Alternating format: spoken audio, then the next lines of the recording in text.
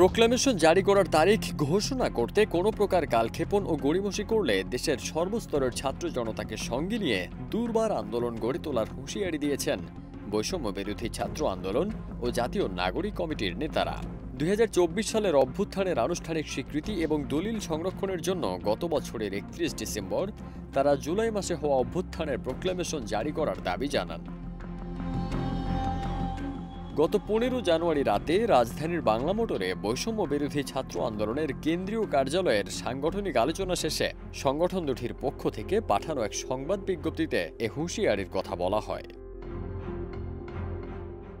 বৈষম্য বিরোধী ছাত্র আন্দোলন ও জাতীয় নাগরিক কমিটি জানায়, প্রোক্লামেশন ছাড়া জুলাই অভ্যুত্থানের রাজনৈতিক, আইনি এবং আন্তর্জাতিক ভিত্তি প্রতিষ্ঠা করা কঠিন। 31 ডিসেম্বর কেন্দ্রীয় শহীদ মিনারে মার্চ ফর ইউনিটি সমাবেশে তারা 15 জানুয়ারির মধ্যে প্রোক্লামেশন জারি করার আলটিমেটাম দেন। তবে সরকার কোনো কার্যকর পদক্ষেপ নেয়নি।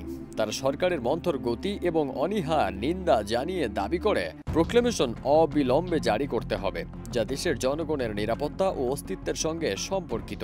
সরকারকে তাদের বৈধতার জন্য এটি জরুরি মনে করিয়ে দেওয়া হয়। এছাড়া তারা রাজনৈতিক দলগুলোর প্রতি আহ্বান জানিয়ে বলেন, বাংলাদেশের ভবিষ্যৎ নিরাপত্তা রক্ষার্থে ঐক্যবদ্ধ হতে হবে এবং জুলাই অভ্যুত্থানে প্রোক্লামেশন অত্যন্ত গুরুত্বপূর্ণ। তারা সরকারকে সতর্ক করে বলেন, যদি প্রোক্লামেশন জারি করতে কালক্ষেপণ হয় তবে সারা দেশে আন্দোলন গড়ে তোলা হবে।